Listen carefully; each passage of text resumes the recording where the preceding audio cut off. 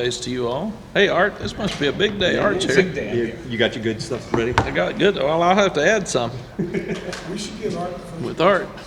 Art takes the first. No, Art wants the last What's the question. last one? I think he wants to hear what you all say, and then He's surveying everything. I don't know anything until I listen to them. he said he didn't know anything till he listens to you all. Then he learns. That would be Art. Welcome, everybody. We go back to the championship game with Clemson. I was really proud of the effort in the game. The game really was a competitive game that got out of control because we had 3 turnovers and 2 of them led to 14-point swings. And then we had a blocked field goal. The yardage was about the same. We had the ball more than they did. It was a more competitive game, weirdly enough, than Notre Dame. Because we stopped the run. Their young quarterback came in and made some plays. We had a 69-yard explosive we gave up. But the game should have been 24-17 going into the fourth quarter, late third. And that's what we wanted to do, is get the ball game in the fourth quarter with a chance to win. The same problems kept popping up other than we added turnovers because we had not been turning the ball over. But we were 1 for 5 in the red zone touchdowns. And we were in a position where we gave up 4 for 4 in red zone touchdowns for them. And that continues to be a storyline for us, and we've got to fix it. And it's something that really hurt us late in the year. I also thought our energy really dropped after the interception for a touchdown. We lost some confidence, and we can't do that. We got to keep fighting. That turned potentially a 24-17 game into 31-10. And put us in a really bad spot, and then we didn't play as well. But you got to grow as a program. Notre Dame and Clemson were the 2 best teams we played this year, and those are the teams we have to beat to take another step. And it's one of the reasons I wanted to play Oregon, because Oregon's one of the best teams that's still out there. They've got a great quarterback, and we've got to keep playing these teams and learn how to play them and step up and beat them to take the next step. When you start looking at the coaching search, some people ask, why is it so confidential? You're protecting people that have jobs at the other places. I don't want to have a guy's name out there and then I don't take him. And people are mad that he looked at leaving and stayed. So that's one thing. The other thing is, I don't want a public debate over who we should hire that our players have to look at and the parents have to look at. I want to make that decision. So, and one of the problems that you folks have and that your readers have, Jeremy brought me some of the statements that were made, and there's some people that act like they know what they're doing that are absolutely wrong. They're just lying, and it's false. And it hurts the narrative for your readers. It hurts the narrative for people that are out there that I didn't even talk to. One of them said I was going to have a coach in waiting. I've been there. I've done that. That didn't work. So I would never do that again. Another one brought up names of people I didn't even talk to and said, I know they're in negotiations, they're talking. I don't know how people can sit there and just lie. It's amazing to me. But it's sad because it's not fair to readers. And then they start getting all excited about this or that when they're not even in the narrative for sure. And what I was looking for is somebody to tweak the offense. I didn't need somebody to come in with a new offense. We need to have fewer tackles for loss. We need to have fewer sacks, which we had fewer this year than we had last year. And I thought we did a great job with our offense through 10 games. And the last 3 we didn't. Because we even had better red zone touchdowns until the last 3 games.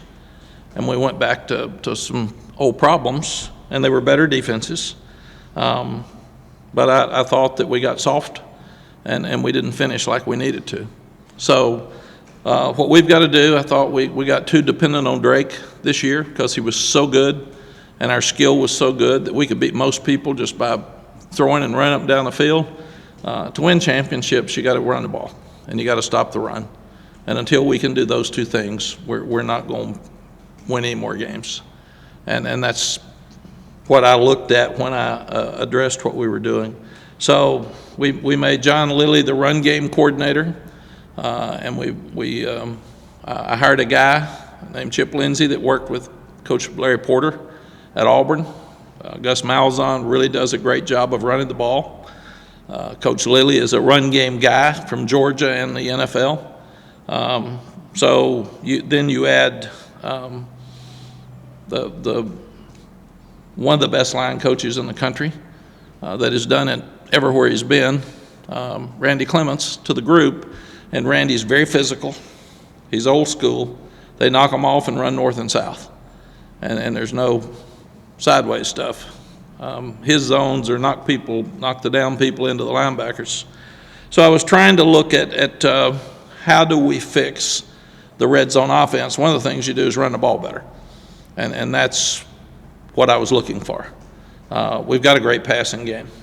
And then I needed to have a guy that could fit with the offensive line coach I was hiring that was going to be more physical and redo our running game. And at the same time, he could get along with the guy in the passing game. And I kept hearing Chip's name come up. I'd been around Chip. I'd met him some. Chip really believes in the air raid system. We want to keep it. We want to keep doing the things that we're doing well. I had long and good talks with Drake, and he said, Coach, let's get somebody who can teach me, and let's get somebody who will keep the great things we're doing on offense and can add some things. And as I looked at it, Chip was the perfect one for that. He's a great teacher. He's got two guys in the NFL that are quarterback guys. He and Randy Clements are very good friends. They've always wanted to work together, and they're very close in their philosophies. I hate the Browl system and the Malzahn system and the air raid system. It's really who's got the best players, and who's going to figure out how we get the ball to our best running backs, and who's going to figure out how to get the ball to the tight ends, and what about the Drake? How do we protect him better? So these two guys kept coming up, and then Lonnie Galloway, I made him passing game coordinator because Randy has agreed to keep basically the same terminology. He agreed that we're doing so many great things in the passing game. He didn't want to fix it. He wanted to tweak it. And I didn't want somebody coming in and starting over. I didn't want somebody coming in with their system. I want this system to get better. And that was very, very important as we were moving forward. I also looked at, I thought it was very impressive that Chip had 3 years at Troy, and his team this year was very, very good, so he can evaluate. They won 12 games. So 3 years to me isn't enough to be a head coach and get a program in the place where you want it. When you take it over, it's yours and it's different. And you've got whatever problems were there when it started, and you got to fix them. And obviously, his team this year was one of the best teams in the country. So really, really proud of that. When I coached against Randy before, they could run the football.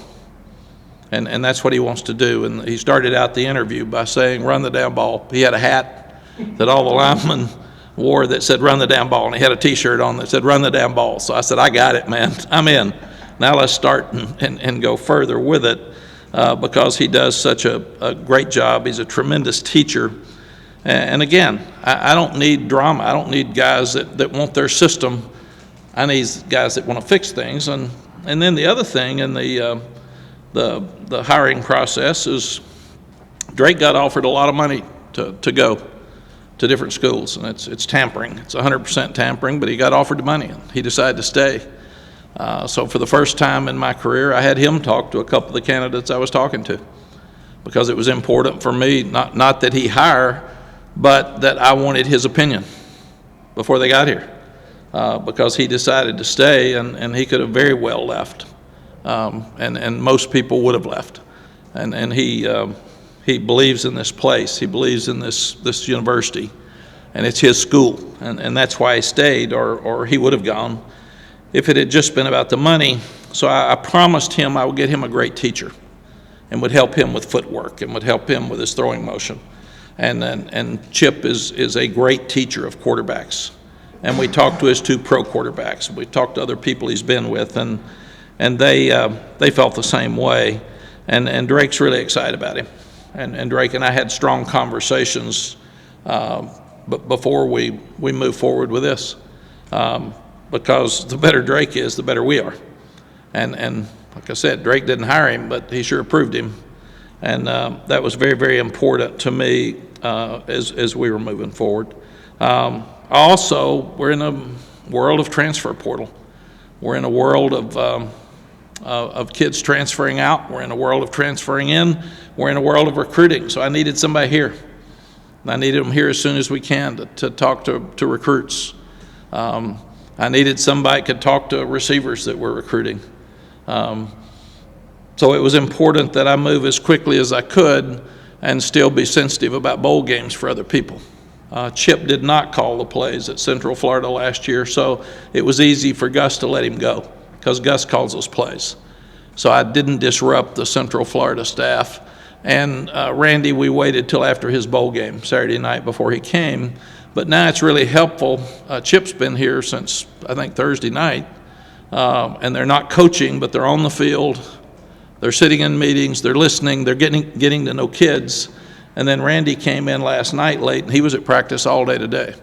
So it's been good for them to get to know the kids, get to call all the recruits, get involved in the transfer portal recruiting, and help us move forward. So it's working really, really well. They will go home tomorrow, and then both of those families, the Clements and the Lindsays, will meet us at the bowl game and spend the 5 days out there with us, not coaching again, but getting to know the players and the coaches as much as they can.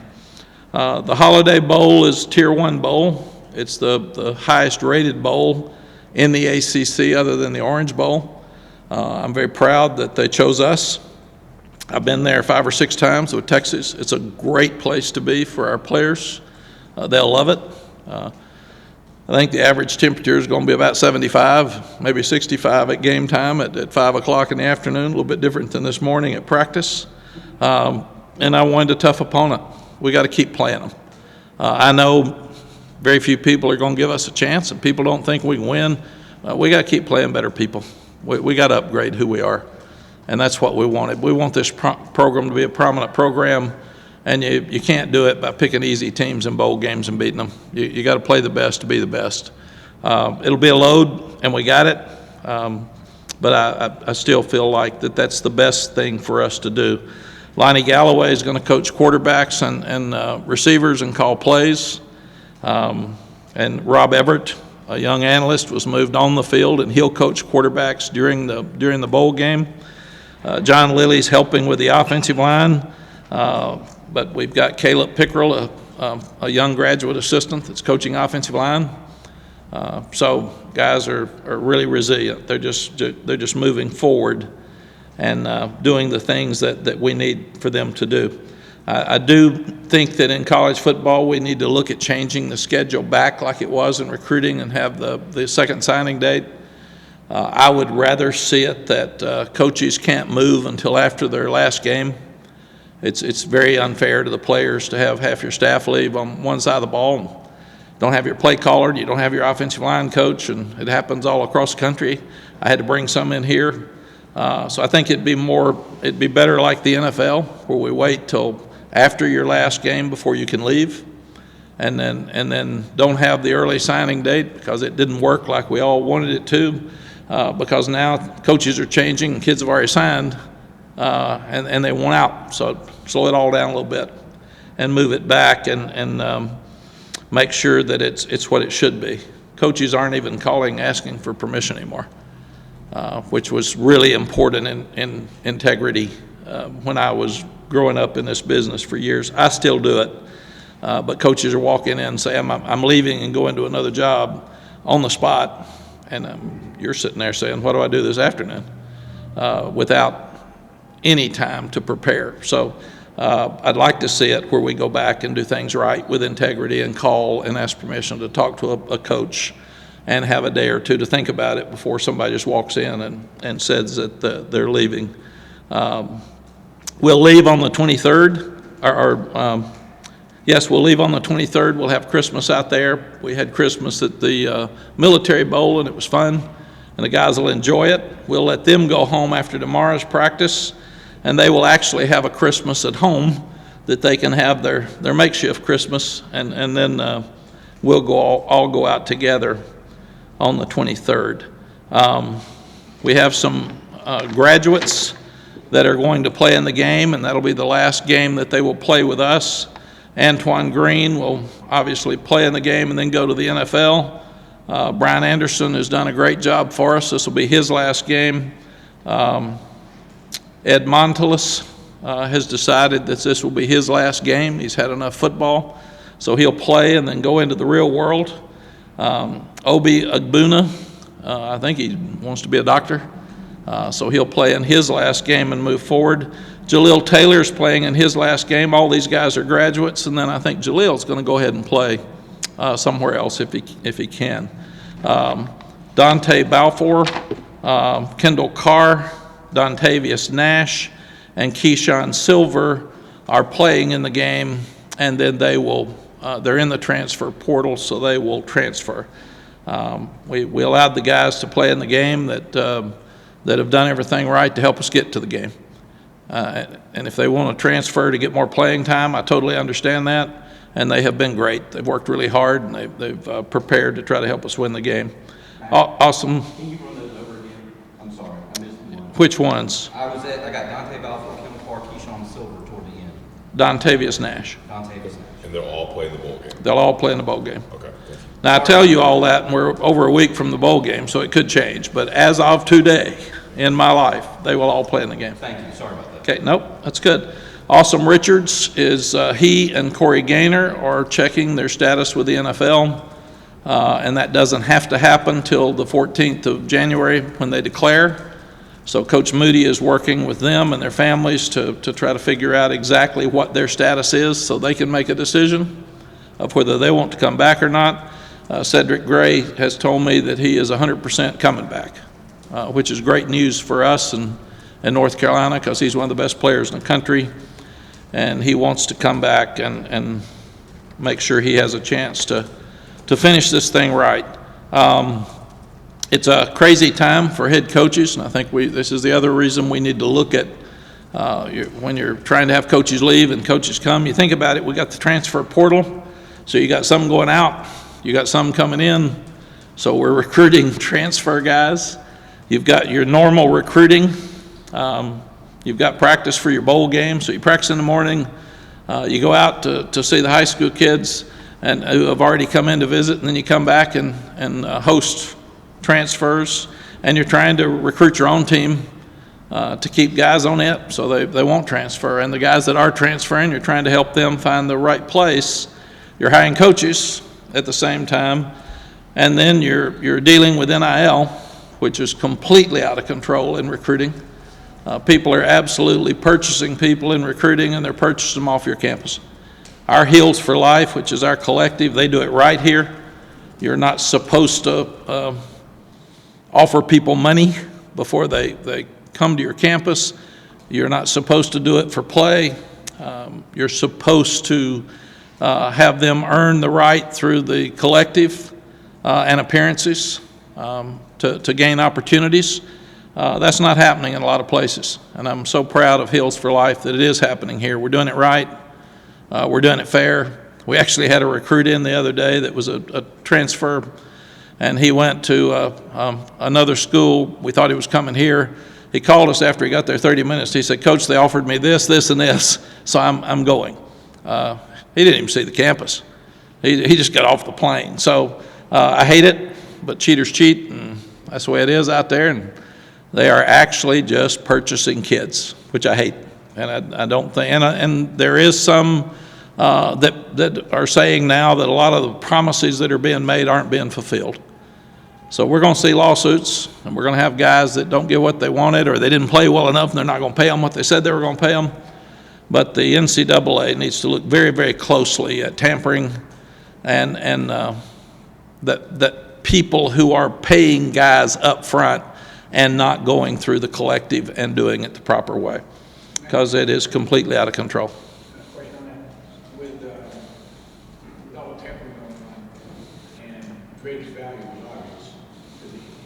life get involved with him in terms of, would they get some other schools talking to his family and they had to do something? Right. Art, I don't know that because I'm not supposed to be involved.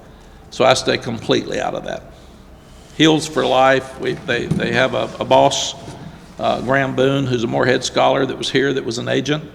And what they do is visit with our young players through the NCAA rules, and they're doing it exactly right. I don't know how many players on our team are involved with Heels for Life, and I don't have any idea of the opportunities that any of them have. And that's the way it's supposed to be done. So I'm staying completely out of it. So in closing here, tough game with Oregon. Again, they lost their offensive coordinator. We've lost ours. Again, I'd like to see that adjusted so we could have a better opportunity. Kids have practiced hard. We're going to have 12 practices for this bowl game. We'll only have 15 in the spring. So this is a great opportunity for a lot of young guys to get work that haven't gotten them before. This morning, Coach Clemens sat and watched the offensive line. For him to be able to see those guys and talk to them, meet with them individually before we start in January is just invaluable. So excited about the two hires. I think they fit us perfectly. I'm looking forward to tweaking the offense, keeping the passing game like it needs to be, but we've gotten soft in the running game. I remember Coach Bryant got beat by Vanderbilt when he was at Alabama, and quarterback was like 4 for 24, 4 for 28, something like that. And Coach Bryant made the statement after the game that I'll never ever be in a football game again where I let the performance of one guy get me beat, and that puts too much pressure on your quarterback. So you've got to run the ball, and we did that well with our two great backs when we first got here. We've never run the ball well on the goal line, and that's one of the major things I want done. I want us to get tougher. I want us to get more physical. I want us to have more downhill runs and therefore produce fewer tackles for loss. A running game is a quarterback's best friend because it's harder to get a pass rush when you're having to stop the run. The last time North Carolina played a Randy Clements offense, they ran for, 685 yards? So they know what they're doing, and that's why he's hired. And he and you look at he and Chip, their relationship. They've always wanted to work together in that room, and not wanting to change everything, and even working to keep a lot of the similar verbiage with the offense, and being physical in the running attack from Malzahn and from the Browl system. And Chip, you'll when you meet him, he's a relationship guy. He's going to make things work. So able to not bring your ego in here and want to change everything with an offense that's 75-80% really, really good. We just need to run the ball better, and we got to score more points in the red zone. Questions? Coach, who are some of the schools that offer Drake May money? I can't say that, and don't ask Drake. He's a young guy, and it's uncomfortable for him. You know who they are. Just look at all the ones that are getting the top recruits. They're the ones paying all the top money. So just you can figure that out. Take 2 of those 10, and you're right. You got it. It could, and probably more than the 2 that I know of. A quick follow-up, though. Isn't the best way to kind of expose what's going on and eliminate what's going on, putting pressure on them by you giving us that information so we can share that and kind of expose what's going on? It's a great question. The problem is it's all done through agents, and they would absolutely say it was a lie. So there's no paper trail? There's no paper trail. There's no way to prove it. It's all agent to agent. Coach, with Phil Longo's decision to leave, we haven't talked about that. When did you find out? What was that process, the conversation y'all had? And then your thoughts on just he was great at UNC for the 4 seasons. Yeah, Ross, he did a great job. Like I said, I want to score more touchdowns in the red zone. I think, I forgot, Ross. So it was Wednesdays when it broke that he was leaving? He did say it Wednesday. That's when it broke. I think he called me Tuesday night leaving a house and told me he was going to Wisconsin. I was leaving a recruit's house, and he was texting me while I was in the house. And then I walked out, and he said, hey, I'm going to Wisconsin. And I said, well, I'll see you tomorrow. So, and I said, you're going to take Jack with you, I guess? He's your guy? And he said, yes. I said, okay. So the next day I got back to the office. I talked to Drake. I talked to Phil. I talked to Jack, and they were gone. So that's how fast it happens. Did you have any inclinations happening a couple weeks before? No. He was talking to the other schools? No, not one word. I knew that Phil was a friend of Coach Fickle's. I mean, to add to that, has there been any like surprises, like in the amount of transfers from coaches to players that you've experienced? Like, is it kind of unexpected for you? No, if you look at it, there's transfers everywhere. I don't like that we've gotten so many transfers across the country. And what's happened, and I was very honest with our players, but what's happened is I've told our players, life's too short. If you're not happy, go, and I'll help you go. And all but 2 of ours left because of lack of playing time, really. And those 2 is just different circumstances, and they're great kids, and I don't want to talk about it. But I mean, I was talking at lunch today with some that went to visit this weekend after our Saturday practice. And how's your visit? Can I help you? And do you need me to call a coach? And it's just different. It's just absolutely different. I had some this weekend come in this weekend we've played against this year. And I said, man, I watched you against us on film yesterday. You look real good. And I know you hate us, so I know this is kind of uncomfortable with you coming in when you're told how bad we are all the time. We're bad people. And they just laugh and cut up. So college football's in a real different spot than it's ever been in. And there's some good things about the NIL for sure, and there's wonderful stories. I wish the ones that don't go by the rules wouldn't tarnish that and make it look worse. There's some great things about the transfer portal. I wish we could tweak it differently and change it some so there aren't so many. It's just amazing. Every time I turn on a bowl game now, yeah, he transferred from. It's just different.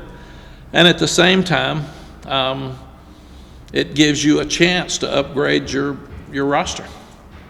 I mean, if we have a second teamer leave and a first teamer come in from another school, we can have a better team that you didn't recruit for 4 years. And another problem with it is high school recruiting. Every high school I'm going in, the high school coach says, I've got a really good player, not a great player, a really good player that would have gotten scholarship offers his entire life. And now the coaches are telling him, we're looking in the portal first. If we don't find what we want, we'll come back and look at you at the second signing date. So we're really, really hurting high school recruiting. And then you add the COVID year to it. I mean, we got some guys that are going to have 6 years. And with the COVID year, that takes another scholarship away from a high school player. So it's we got a lot of things that need to be fixed. So what's your policy, like, is there a policy if someone enters the portal, test the waters, don't like it, wants to come back, will you take it back? What's your policy? I haven't. There's only one guy that has done that, and that was Day Hollins, and he went in and said, hey, I saw a couple of defensive backs are leaving, can I come back? And it was immediate, and I said, sure. But my plan is if somebody decides they're not happy and they want to get in the portal and they go visit and they're looking, then I'm going to help them get a spot, because I'm filling those spots. They're filled up fast. So if you're leaving, you date, I date. You look for a spot to go, I look for a spot to come in. So that's just life. That's the way it is. Bill said that his process with Luke took about 36 hours before he made the final decision. I guess that's probably when he let you know. Do you have a list of guys who might be interested in case he left? Or because the way things are happening now, do you need to have that list Yeah. moving forward? I keep a minimum of 10 names at every position. And I actually, I'm not going to give you the names. I'm the only one that knew the process. So when all the guys on the websites had those names come up that Jeremy would bring me, I'd say, I don't know how a guy can consciously get on there and say, I know that, when it's not happening. So I talked to 2 guys, seriously, about the offensive coordinator's job. I only talked to one about the line job. And it didn't take very long. Neither one of them took very long. But I keep 10 names. Pat and I keep them. I keep them active because I was sitting watching somebody last year, and I had them on there as a defensive coordinator, possible defensive coordinator, and I think they gave up 70. I text Pat and said, scratch him. He's gone. So we constantly update it and go up and down, and it's not just the best guy, it's the best guy that fits who we are and who we can pay. You know, some guys now, some coordinators are making $2 million, and we don't have that budget. So it all just has to fit with what we need at the time. With your conversation with Chip, you had mentioned a few minutes ago about how some coordinators, when they have the ego, they want to have their system. How did that conversation play out when you said, look, we like what we have, we just need to tweak it, we think you're the guy that can tweak it? He said, I love the system. He's a football junkie, he's a high school coach, and he said, I've watched all your games. I love Drake. He said, you're doing some amazing things. I wouldn't want to change those things. He said, I think I can help some in the running game. And he said, we'll look at the verbiage. I'd want to keep it for Drake and the players and the coaches that are there. So every time I would have a longer conversation with him, I was more convinced that he was the right guy for this program at this time. As a quick follow-up to that, so the work that the guys are getting right now preparing for the bowl, the offensive guys, especially the younger ones, what they're doing now is what they're going to do in the new year after this season is concluding. You guys get ready for the spring. Yes. So for them, they're not losing out right now because things are going to change. It's all going to stay the same. No, the offensive kids are really, really excited. Even the offensive linemen, the running backs are more excited that we're going to go back and get back to where we were or better in the running game because we just got away from it. Mack, when you were talking with Chip and Randy in the interview process, did they give you the implication that, you know, if you hired one, you need to hire the other, that they were a package deal? No, it was really interesting, though, when I was talking to Randy, because you want to hire an offensive line coach and a coordinator that fit and work together. It was really interesting when I was talking to Randy, he brought Chip's name up.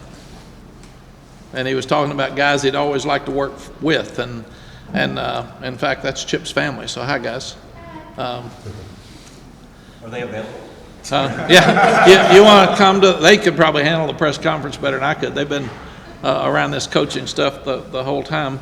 But he absolutely did that. And then when I talked to Chip, I said, you know, Randy, and he said, oh yeah, man, I'd love to work with Randy. We've tried to make that work our whole careers, and we got the same thoughts and same philosophies, and we're good friends, and we'd like to make it work. And then I love the fact that Chip was a head coach. He's been in my chair. He understands the questions and the problems and the pressures you've got, and he'll want to help keep those out of my office. And that's really important as well. So now I've got a head coach running the offense, a previous head coach running the offense, and a previous head coach running the defense, and that really helps me. And Chip's a really good person with relations. He's going to be able to talk to everybody, and he's going to rally everybody around and then figure out what the best thing to do is. And I can tell he and the coaches are already, I watch them, they're high-fiving, fist-bumping, laughing, cutting up, and it's been 3 days, so that's great progress. You mentioned the involvement of Drake in the hiring process. How involved were guys like Coach Galloway, Coach Lilly, the other offensive coaches in that process? I actually had them involved, but you can get too many people involved. So I could tell they all have different opinions. So I cut them out, did it myself. What are some of these things that you specifically wanted? Sorry about that, Ross. What are some of the things you specifically wanted Chip to be able to come and teach Drake about the game that you liked that Chip did? Fundamentals. Drake wants somebody to work with him on his footwork because he's such a great player. He can throw off balance and awkward that most people can't do. But when he sets his feet, he's so accurate.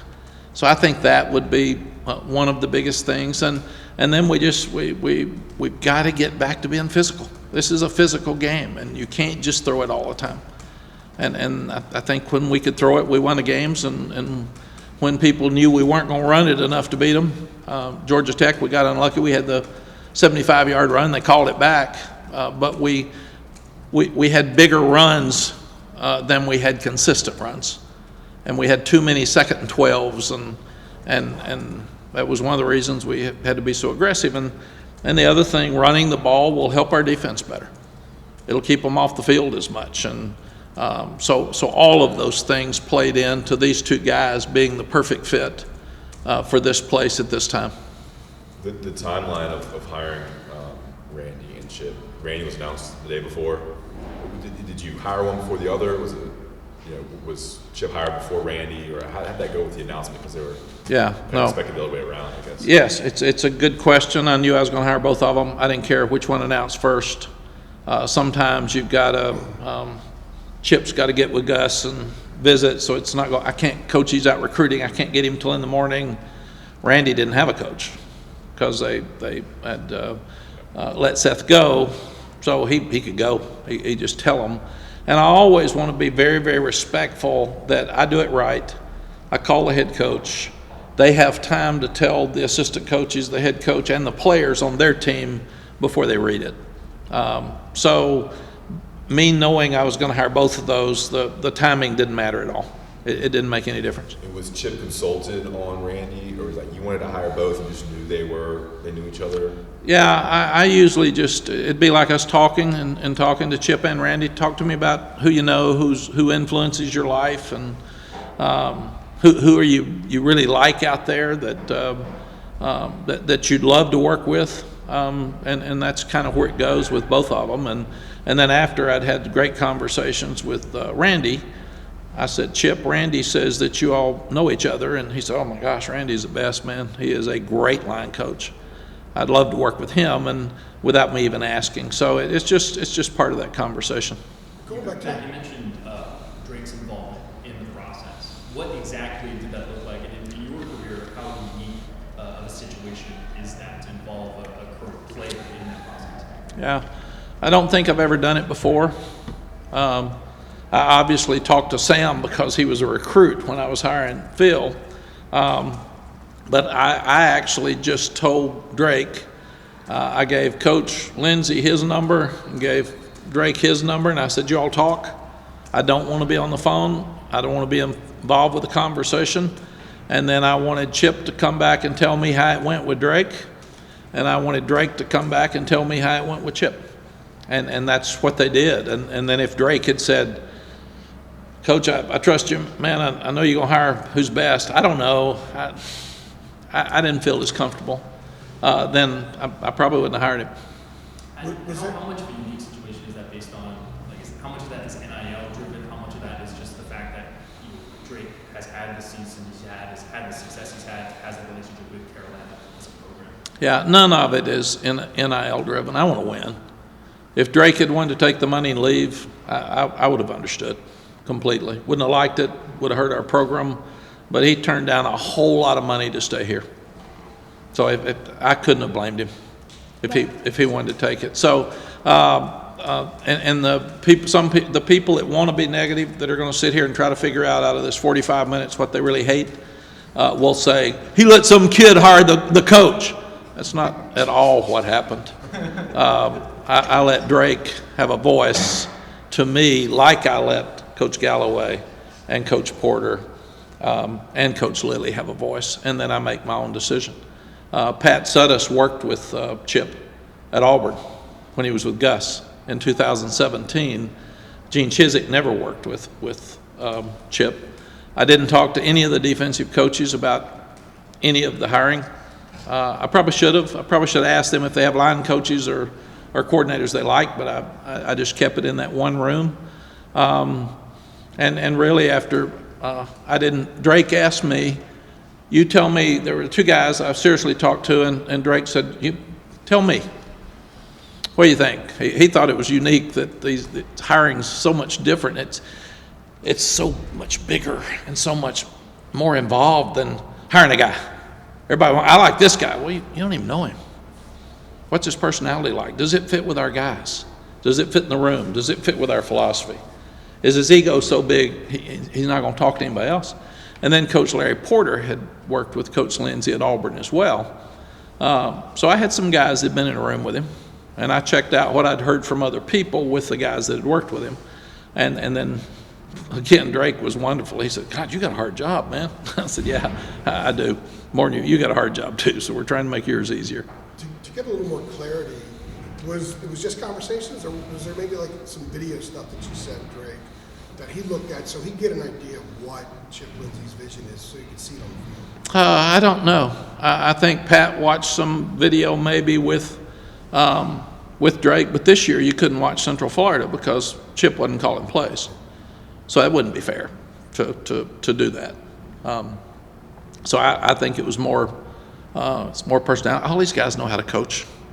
It's not that. It's who fits who you are, who has the relationships that they can have with the people that you're working with, and how does it work? That's what it is. Young lady, you asked me a question. I rudely was talking. Sorry. I just wanted to ask, when's the first time that you were able to actually sit down with Chip and Randy together and what that conversation was like? It was actually this morning because I interviewed both of them on Zoom, which is different than it used to be.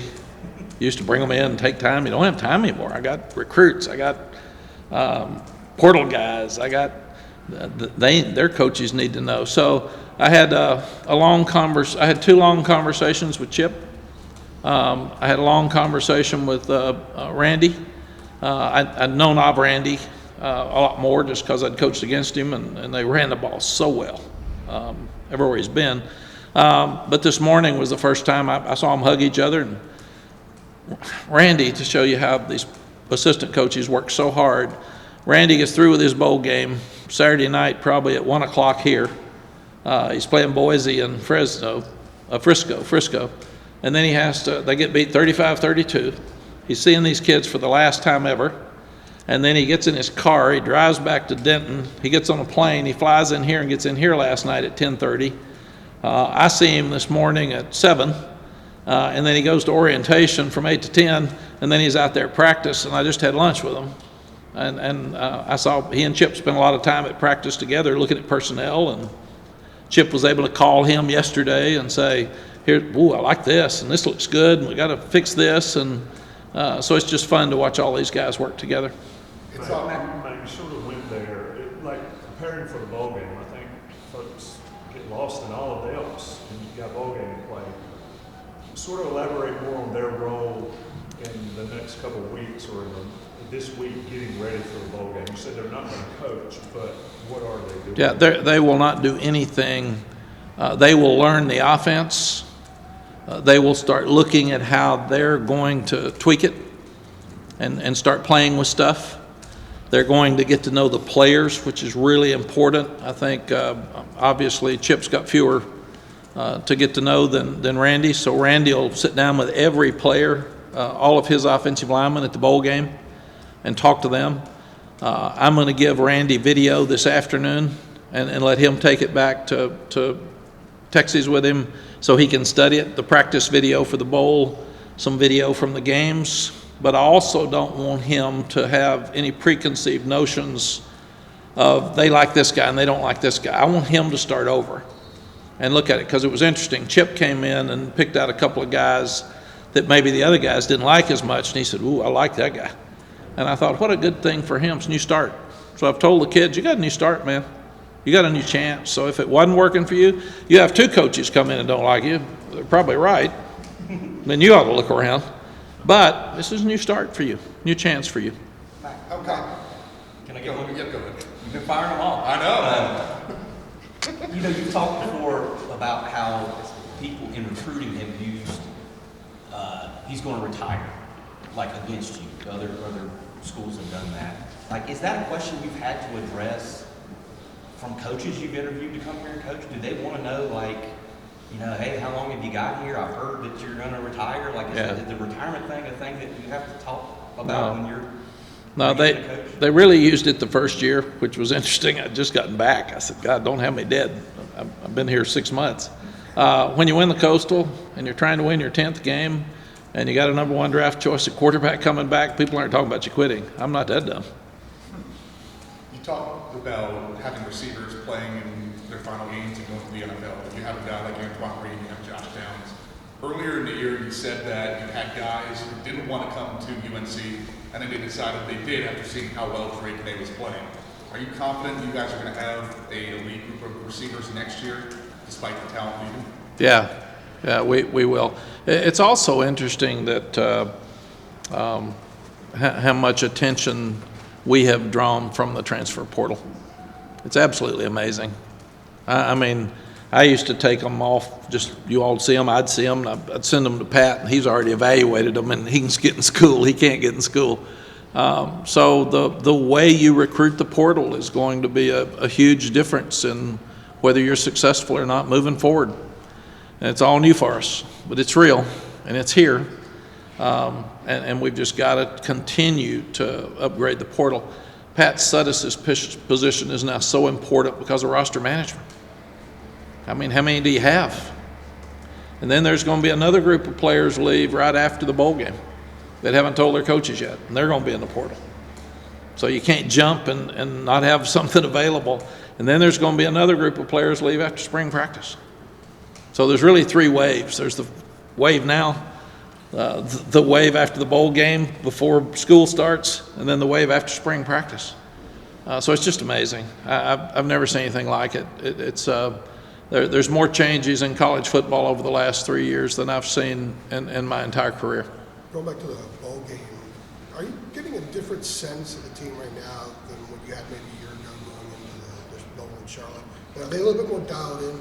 Yeah, I think so. We've practiced well, and we've talked a lot about last year. And I actually told them, if you're not going to be more excited than you were last year, I don't want to go. I was embarrassed, and we need to go play our best, and I think we'll get that. A couple of questions on the transfer portal. Is Cam Kelly going to play in the bowl game? I know you didn't mention. No.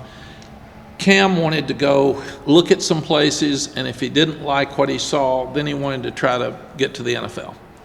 And I haven't talked to him. I'm not sure where he is, but we've told the guys that if you're going to play in the bowl, you could not miss a meeting and you could not miss a practice. And some of the guys wanted to go visit, and I totally understand that. Some would worry about playing the bowl game, getting hurt. Others want to get some more video.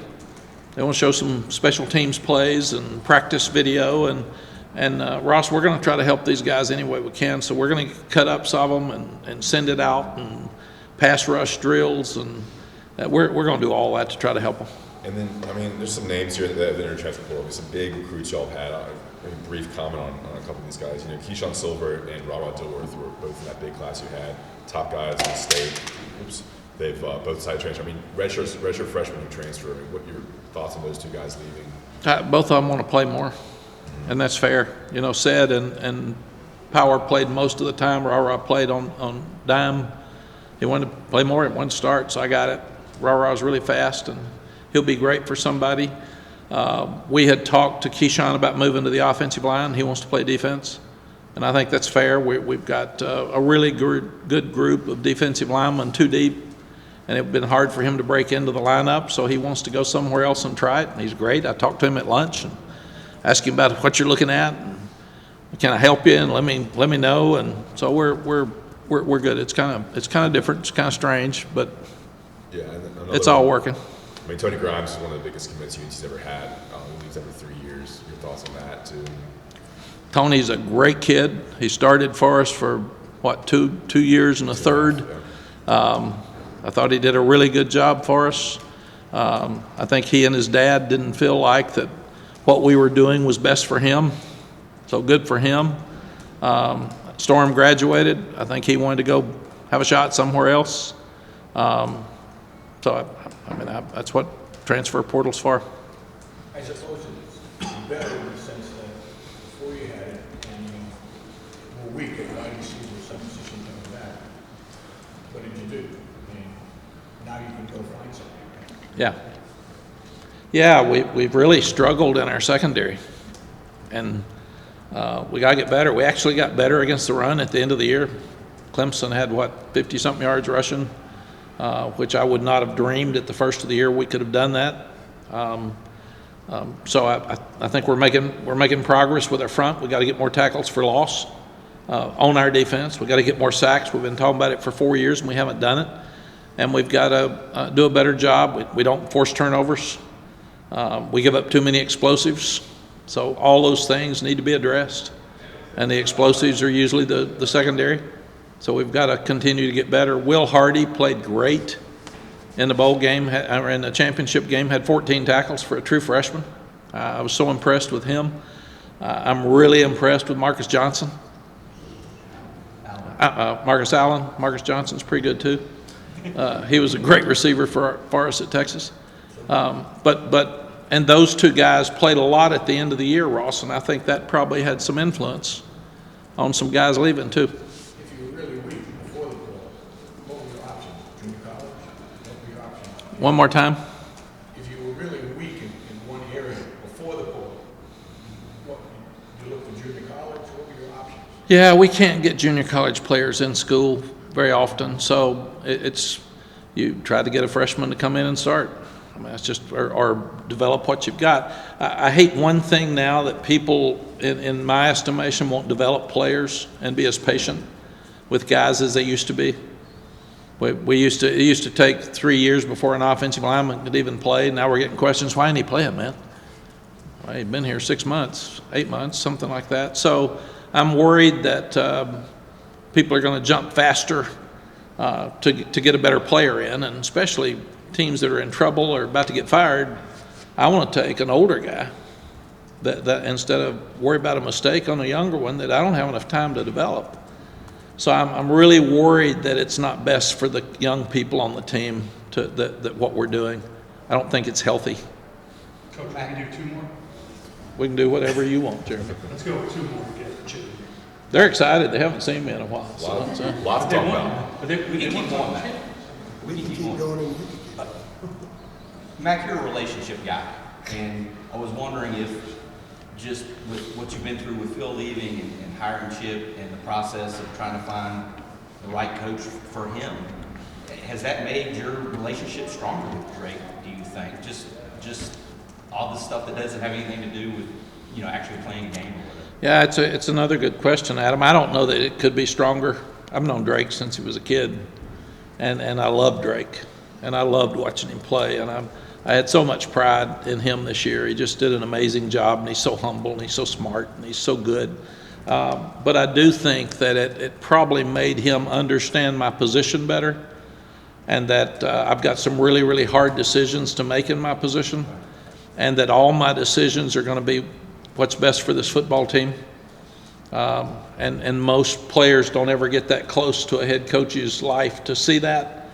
But in fact, Sally and I sat and talked to him for an hour one day in my office.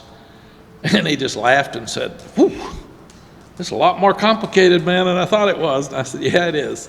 It really is." But I said, we're going, every time you hire, you got to hire better. And it's not about the name, it's about the person that can come in and produce.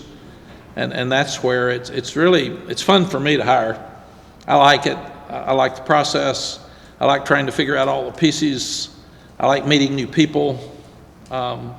So it's fun for me. So I never worry about losing a coach. You always appreciate what they do when they're here. When they leave, and they're going to leave, all of them leave at some point or another.